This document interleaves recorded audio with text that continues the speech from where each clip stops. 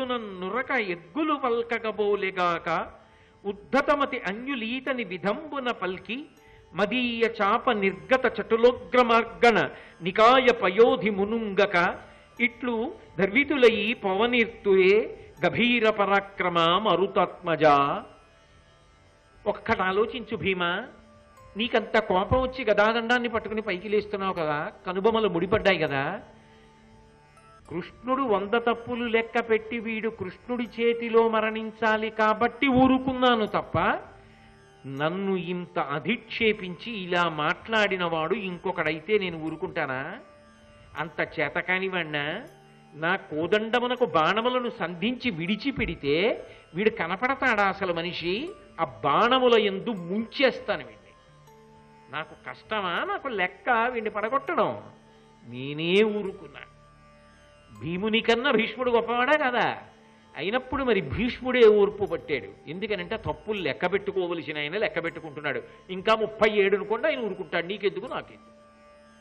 కాబట్టి నువ్వు చంపకూడదు, ఊరుకో అన్నాడు. అనగానే కృష్ణ భగవానుడు జోక్యం చేసుకున్నాడు. జోక్యం చేసుకుని, భీష్ముడా, భీమసేన మహారాజా, మీరిద్దరు అలా పక్కకుండండి, నేను మాట్లాడతాను, నేను చెప్తాను, ఇప్పుడు అసలు చెప్పవలసిన విషయాన్ని నేను చెప్తానని. వీడి తప్పులు 100 ఇప్పుడే పూర్తయ్యాయి. వీడి పూర్వం ఎన్నో తప్పులు చేశాడు. ఎందరో చేస్తున్న యజ్ఞయాగాదులు పాడు చేశాడు. కొంతమంది కులస్త్రీలను అపహరించాడు. వీడు చెయ్యని దోషం లేదు. వీడి దోషాలన్నీ లెక్క పెట్టుకుంటూ విడితే వీడు మామూలు వాడు కాదు. అందుకే వీడికి నా యందు ప్రబలమైనటువంటి విరోధం ఏర్పడింది. ప్రబలమైన విరోధం ఏర్పడింది కాబట్టే అటువంటి పరిస్థితులలో కూడా శిశుపాలుడు లేచో మాట అంటాడు. ఆయనన్ని మాట్లాడక్కర్లేదు. ఏ మాట ఇచ్చాడో ఆ మాట పూర్తయిపోయిందని చెప్పాడు. ఇప్పటికే చాలా తప్పులు చేశాడు, 100 దాటిపోయి అని ఒక్కసారి సుదర్శన చక్రాన్ని స్మరించాడు. అది వచ్చి వేలు దగ్గరికి వచ్చింది, ధరించాడు.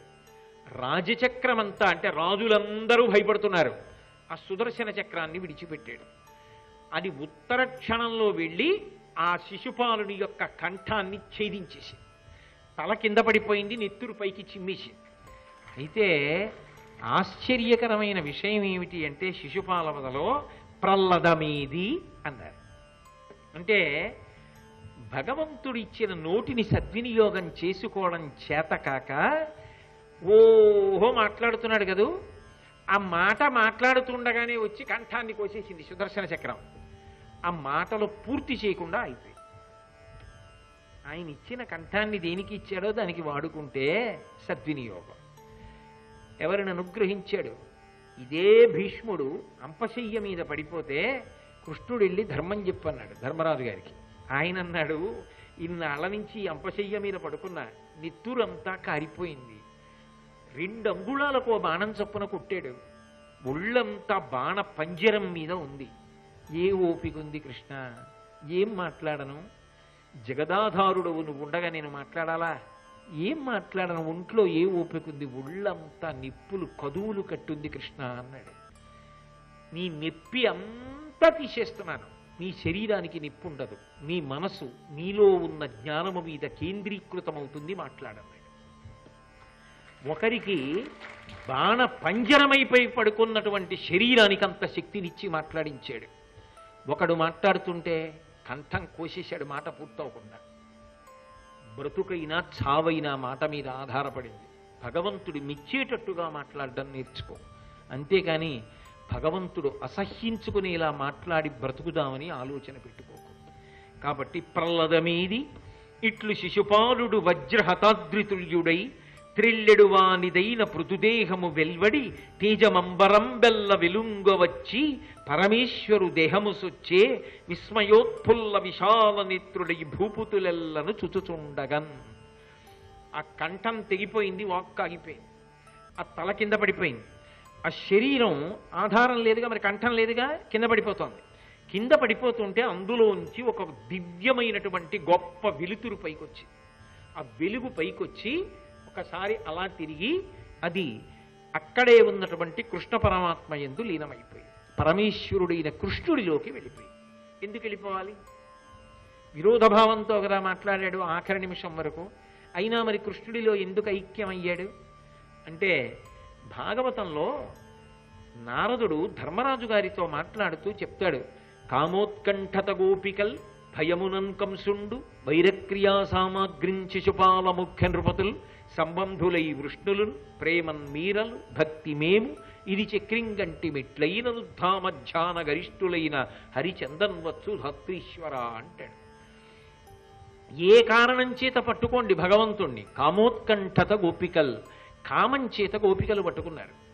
కామోత్కంఠత గోపికల్ భయమునన్ కంసుండు, భయంతో అమ్మో కృష్ణుడు వచ్చేస్తాడు, అమ్మో కృష్ణుడు వచ్చేస్తాడు, అష్టమగర్భంలో పుట్టేస్తాడని ఏది చేస్తున్నా కూడా ఆ కృష్ణుడే కృష్ణుడే కృష్ణుడే కృష్ణుడే తలుచుకు చివరికి కృష్ణుడి చేతిలో పడిపోయాడు.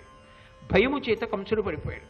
భయమునన్ కంసుండు వైరక్రియా సామాగ్రిం శిశుపాల ముఖ్య నృపతుల్, శత్రుత్వం పెట్టుకుని అదే పనిగా కృష్ణుణ్ణి తలుచుకుని నింద చేసి వైరభావంతో కృష్ణ భగవానుండి తలుచుకుని వైరక్రియా సామాగ్రిం శిశుపాల ముఖ్య నృపతుల్, శిశుపాలుళ్ళంటి వాళ్ళు సంబంధులై వృష్ణులు, మా బంధువు అని వృష్ణివంశంలో వాళ్ళు కృష్ణుణ్ణి బంధువుగా తలుచుకొని ప్రేమన్ మీరలు అంటే మరి నారదుడు ధర్మరాజుతో మాట్లాడుతున్నాడుగా, ప్రేమతో మీలాంటి వాళ్ళు భక్తి మేము, భక్తితో నారదుని వంటి వాళ్ళు తలుచుకుని ప్రేమన్ మీరలు భక్తి మేము ఇది చక్రింగంటిమి ఇట్లైన యుద్ధామధ్యాన గరిష్ఠులైన హరిచందన్వచ్చు ధాత్రీశ్వర. ఏ భావనతోనైనా సరే ఆయనని పట్టుకోవడం ప్రధానం. మనసు ఆయన్ని పట్టుకుందా, పట్టుకున్నది సత్యం కాబట్టి ఆయన ఎందే లయమైపోతుంది, ఆయన ఎందే చేరిపోతుంది. కానీ భయంతో బ్రతికిన బ్రతుకు మరణం. అలా బ్రతికి మరణించిన మరణం బ్రతకడం కింద మారిపోతుంది. ఎందుకో తెలుసా, కంసుడు బ్రతికాడు, ఏం సంతోషించాడు, అమ్మో కృష్ణుడు వస్తాడు. ఏది చేస్తున్నా సరే ఆ కృష్ణుణ్ణే తలుచుకుంటూ బతికున్నన్నాళ్ళు భయంతో చచ్చిపోయి బతికిపోయాడు. శిశుపాలుడు వైరంతో కృష్ణుణ్ణి నింద చేసి చచ్చిపోయి బతికిపోయాడు. బతికున్నన్నాళ్ళు సంతోషం భగవంతుని యొక్క నామ సంకీర్తనంలో ఆయన్ని తలుచుకుని ఆనందపడిపోతూ ఆయన కథలు చెప్పుకుంటూ, ఆయన కథలు చదువుకుంటూ, ఆయన కథలు వింటూ, ఆయన కథలను స్తోత్రం చేస్తూ, ఆయన కథలను పాడుకుంటూ, ఆయన జపం చేసుకుంటూ, ఆయన మీద పాటలు పాడుకుంటూ బతికున్నంతకాలం ఆనందమే, ప్రాణం విడిచిపెట్టేటప్పుడు ఆనందమే, ఆయనలో కలిసిపోవడం ఆనందమే. భక్తిలో గొప్పతనం ఉంది తప్ప ఈ భావనల యందు గొప్పతనం లేదు. కాబట్టి భక్తితో బ్రతకడం చాలా గొప్ప బ్రతుకు. ఎలాగైనా ఆయన ఎందే చేరుతారు. ఏ భావనతో పట్టుకున్నా మనసు పట్టుకుంది కాబట్టి ఆయన ఎందు చేరారు. కానీ అవి మార్గములు మాత్రం కావు, అవి ఆదరణీయమైన మార్గములు కావు. ఇది ఆదరణీయమైన మార్గము. కాబట్టి ఈ మార్గంలో ప్రయాణం చేయడం నేర్చుకో. చిట్ట చివరికి శిశుపాల దంతవక్తులు అనేటటువంటి వాళ్ళు జయ విజయుల యొక్క రాక్షసాంశలుగా వచ్చిన వాళ్ళు కాబట్టి వాళ్ళు మళ్ళీ కృష్ణుడి చేతిలోనే మరణించి కృష్ణుడి యందు ఐక్యం అయిపోవాలి. అందుకే శిశుపాలుడు అలాగే విడిపోయాడు. కృష్ణద్వేషంతో కానుకొకప్పుడు కృష్ణుడి చేతిలో మరణించినటువంటి రాక్షసుల యొక్క కార్యం మీద వెళ్ళి వస్తున్నటువంటి దంతవక్తుడు కూడా కృష్ణుడితో యుద్ధం చేసి అలాగే కృష్ణుడి యందు ఐక్యం అయిపోయాడు. కృష్ణ భగవానుడి యొక్క ప్రధానమైనటువంటి అవతార ప్రయోజనం నెరవేరాలి అంటే శిశుపాల వధ ఒకటి జరగాలి. అటువంటి శిశుపాల వధ జరిగినటువంటి కార్యంలో భీష్మాచార్యుల వారు కృష్ణుని యొక్క గొప్పతనాన్ని, కృష్ణుని యొక్క తత్వాన్ని ఆవిష్కరణ చేసి ఆయన పూజకు అర్హుడు అని నిరూపణం చేసి శిశుపాలుని యొక్క జన్మరహస్యాన్ని చెప్పి తాను ఎంత సర్వజ్ఞుడో, తనకి రాజవంశముల చరిత్రలన్నీ ఎంత సుస్పష్టంగా తెలుసో, ఎంత ఓర్పు కలిగిన వాడో, ఎందుచేత అలా ప్రవర్తిస్తాడో, ఎంత బాగా చేసిన నిర్ణయాన్ని సమర్థించుకోవచ్చో చెప్పి ఆచరించి చూపించినవాడు. ఎందుకంటే ఏదో ఒక నిర్ణయం చేసి ఆ నిర్ణయాన్ని సమర్థించుకోలేకపోతే అది పెద్దరికం కాదు. కృష్ణుడు పూజార్హుడన్నాడు అన్న తర్వాత కృష్ణుడు పూజార్హుడన్న విషయాన్ని ఎంత శశాస్త్రీయంగా బలపరిచి చూపించాడో చూడండి. అది ఆయన పెద్దరికం అంటే. అలా సభాపర్వంలో ఈ శిశుపాల వధ అనేటటువంటి ఘట్టంలో భీష్మాచార్యుల వారి యొక్క ప్రవేశం, ఆయన యొక్క గొప్పతనం ఆవిష్కృతమయ్యాయి. సభాపర్వంలో మళ్ళీ చాలా చాలా జటిలమైనటువంటి సన్నివేశము, భీష్మాచార్యుల వారి జీవిత పర్యంతము కూడా కంటకప్రాయంగా ఆయన మనసు నిలిచిపోయినటువంటి సన్నివేశము ఒకటి జరిగింది. ఆయన ఇంత కష్టపడి ఆ వంశాన్నంతటినీ వృద్ధిలోకి తెచ్చాడు, రాజ్యాన్ని వృద్ధిలోకి తెచ్చాడు, రాజ్యాన్ని కాపాడాడు. ఇన్ని చేసినవాడు ఏది జరగకూడదనుకున్నాడో, ఏది తన కన్నుల ముందు జరగకూడదు, తాను చూడకూడదనుకున్నాడో అటువంటి దురదృష్టకరమైనటువంటి సందర్భం జరగడం ఒకెత్తైతే, ఇంత సర్వశాస్త్ర పారంగతుడైనటువంటి భీష్ముడు కూడా ఒక ప్రశ్నకి సమాధానం చెప్పలేక సభలో కొంతవరకు మాత్రమే మాట్లాడి కొంతవరకు స్పష్టంగా మాట్లాడలేక నిర్ణయం చేయలేక ఆగిపోయినటువంటి పరమ జటిలమైన సందర్భం ఒకప్పుడు ఏర్పడింది. ఎప్పుడు ఏర్పడింది అంటే, ఇంద్రప్రస్థాన్ని రాజధానిగా చేసుకుని పాండవులు పరిపాలన చేస్తున్నటువంటి రోజులలో దుర్యోధనుడు వాళ్ళ యందు అమర్షమును మనసులో పెంచుకున్నవాడై ఎలాగైనా పాండవుల్ని గెలవాలని, రాజ్యం వాళ్ళకి లేకుండా చెయ్యాలని అనేక రకములైనటువంటి కుట్రలతో కుతంత్రాలతో ప్రణాళికలు నిర్మాణం చేసి చిట్ట చివరికి తండ్రి అయినటువంటి ధృతరాష్ట్రుణ్ణి ఒప్పించి విదురుణ్ణి ఇంద్రప్రస్థానికి పంపించి ధర్మరాజాదులను జూదం ఆడడానికి ఆహ్వానించాడు. మాయాద్యూతంలో నైపుణ్యం ఉన్నవాడు కాబట్టి శకునిని తన వైపు జూదం ఆడడానికి నిమంత్రణం చేశాడు. చేసి ఒక మాట అన్నాడు ధర్మరాజు గారితో, నా వైపు నుంచి ప్రతినిధిగా శకుని పందెమొడ్డుతాడు, శకుని ఆట ఆడతాడు. ఓడిపోతే ఆ ఒడ్డినటువంటి పందెంలో ఏవి కోల్పోవాలో వాటిని నేను సమకూరుస్తాను. గెలిచినా నాదే, ఓడిపోయినా నా ఓటమిగా భావించి వాటన్నింటినీ ఇచ్చే పూచి నాది. ధర్మరాజు గారికి ఇష్టం లేదు. చీకాకు పడుతున్నా ఆయన కొన్ని కారణములకు ఆ జూదాన్ని అంగీకరించి ఆడవలసి వచ్చింది. మాయాద్యూతం జరుగుతోంది. జరుగుతుండగా ధర్మరాజు గారు ఒక్కొక్కటి పందెంలో ఒడ్డి సమస్తాన్ని కోల్పోయాడు. ఈ కోల్పోవడం అనేటటువంటి దాంట్లో తమకం, ఆ జూదంలో ఉండేటటువంటి తమకం ఎక్కడి వరకు వెళ్ళిపోయింది అంటే, చిట్ట చివరికి తనదైన సమస్త ఐశ్వర్యాన్ని పోగొట్టుకున్నాడు. తన అన్నదమ్ములందరినీ కూడా పోగొట్టేసుకున్నాడు. భీముడు, అర్జునుడు, నకులుడు, సహదేవుడు, అంటే కింద నుంచి పైకి వచ్చాడు. సహదేవుడు, నకులుడు, అర్జునుడు, భీముడు నలుగురిని ఒడ్డి కోల్పోయాడు. చిట్ట చివరికి పందెంలో తనని తాను ఒడ్డుకున్నాడు. ఒడ్డుకున్న తర్వాత శకుని అన్నాడు, పందెం నేనే గెలిచాను కాబట్టి నువ్వు కూడా మాకు దాసుడవయ్యావు అన్నాడు. ఇప్పుడు పాండవుల 5గురు కూడా ఓడిపోయారు. ఓడిపోయిన తర్వాత పైబట్టలు తీసి అక్కడ పెట్టేశారు. పైబట్టలు తీసి అక్కడ పెట్టిన తరువాత శకుని ఒక మాట అన్నాడు, ధర్మరాజా, నిన్ను నువ్వొడ్డుకున్నావే, ఏ ఐశ్వర్యమూ ఇక నీ దగ్గర లేనట్టుగా ప్రవర్తించావే, నీ తమ్ముళ్ళని కోల్పోయావు, రాజ్యాన్ని కోల్పోయావు, సమస్త ఐశ్వర్యాన్ని కోల్పోయావు, కానీ ఇంకా నీ దగ్గర చాలా గొప్ప ధనం ఒకటి ఉన్నది. నీ భార్య ద్రౌపదీదేవి ఉందిగా, ఆమెని పందెంలో ఒడ్డచ్చుగా, ఆమెని ఒడ్డకుండా నిన్ను నువ్వెందుకు ఒడ్డుకున్నావు, ఆమెని ఒడ్డు పందెంలో అన్నాడు. ధర్మరాజు గారు మాట్లాడకుండా తన భార్య ద్రౌపదీదేవిని కూడా పందెంలో ఒడ్డి పందెం వేశాడు. శకుని వేస్తున్నాడు. అసలు ఆయన గెలిచింది ఎక్కడుంది పందెం వేయడానికి? శకునే మొదలెట్టాడు, శకునే గెలిచాడు అంతే. శకుని పందెం వేసి మళ్ళీ గెలిచాడు అనేసరికి దాసి దాసి అని సభలో కౌరవుల వైపు నుంచి పెద్ద పెద్ద కేకలు మిన్నంటే భీష్మద్రోణాదులు తలలు వంచేసుకున్నారు సభలో. కన్నుల వెంట నీరొచ్చినంత పర్యంతమైంది. వెంటనే దుర్యోధనుడు ఎవరినైనా సరే ద్రౌపదీదేవి దగ్గరికి పంపడానికి భయపడి, ఇందుచేత పంపడానికి భయపడి అన్నమాట వాడవలసి వచ్చిందంటే, ముందు విదురుణ్ణి పిలిచి వెళ్ళమన్నాడు. నేను ఇటువంటి పాపకృత్యం చెయ్యను, నేను వెళ్ళను, నేను ఆమెని సభకి తీసుకురానన్నాడు. ఇందుచేత ఆమె నా దాసి, మిగిలిన దాసీజనంతో కలిపి తీసుకెళ్లి నా గది తుడిపించమన్నాడు. నేను ఇటువంటి నీచపు పనులు చేసేవాణ్ణి కాదు, నేను ప్రధానమంత్రిని. నువ్వు చేసిన దుర్మార్గపు పని చెయ్యను, దీని వలన కురువంశం అంతా కూలిపోతుంది. దుర్యోధన, పాపపు పని చేస్తున్నావు, మాయాద్యూతం, శకుని అడ్డుపెట్టి ఆడించావు, కులకాంత, రాజసూయాగం చేసి అవబృధ స్నానం చేసి కొప్పుముడి వేసుకున్న తల్లి, అటువంటి ఆవిడ్ని నిండు సభలోకి తీసుకురావడమే, ఆమెని తీసుకెళ్ళి నీ అంతఃపురం తుడిపించనా అని ఎన్నో మంచి మాటలు చెప్పాడు. వినలేరు సరికదా, ఈ విదురుడు మనం చెప్పినట్టు ప్రవర్తించడు, పాండవ పక్షపాతి అని ప్రతికామి అనబడేటటువంటి దూతని పిలిచి నువ్వు వెళ్ళి ద్రౌపదీదేవిని తీసుకురమ్మన్నాడు. ఆయన వెళ్ళాడు. ఆవిడ ధర్మరాజు నిన్ను పందెంలో ఒడ్డి ఓడిపోయాడు కాబట్టి నిన్ను సభకి తీసుకురమ్మని దుర్యోధనుడు ఆజ్ఞాపించాడు. సభకి రమ్మని పిలిచాడు.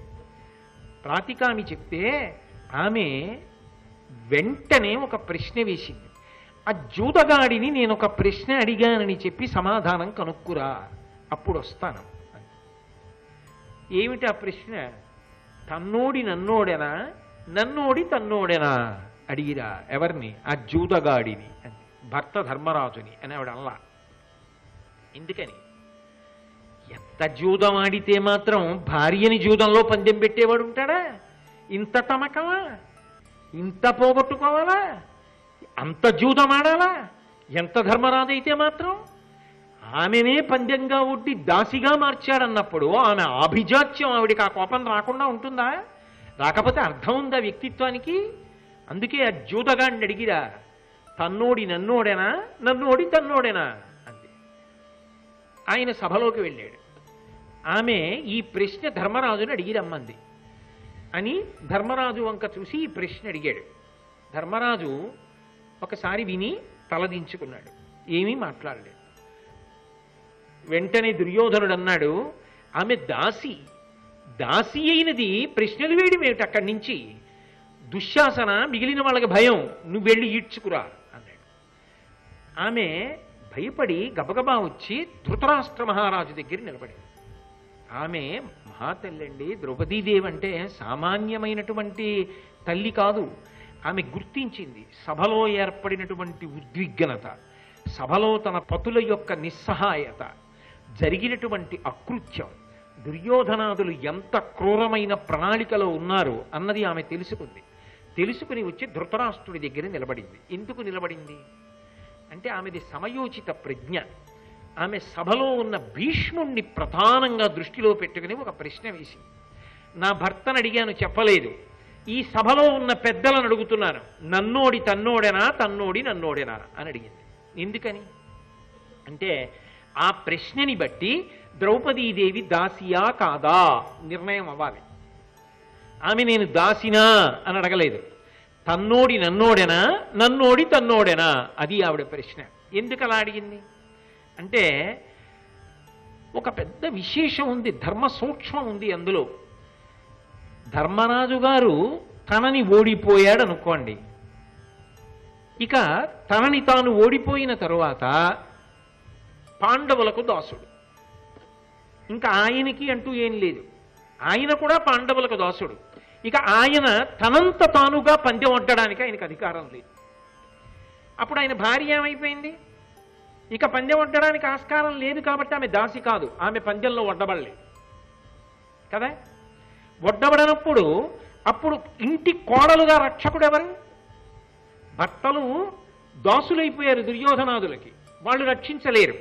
ఇప్పుడు కులకాంతని రక్షించవలసిన వాడెవరు? మామగారు రక్షించాలి. తన మామగారు పాండురాజు లేడు కాబట్టి ఇప్పుడు ఎవరు మామగారు? పెదమామగారు మామగారు, మామగారు రక్షించాలి. అందుకే ధృతరాష్ట్రుడి పక్కకెళ్ళి నిలబడింది, మీది కర్తవ్యం, నన్ను రక్షించు.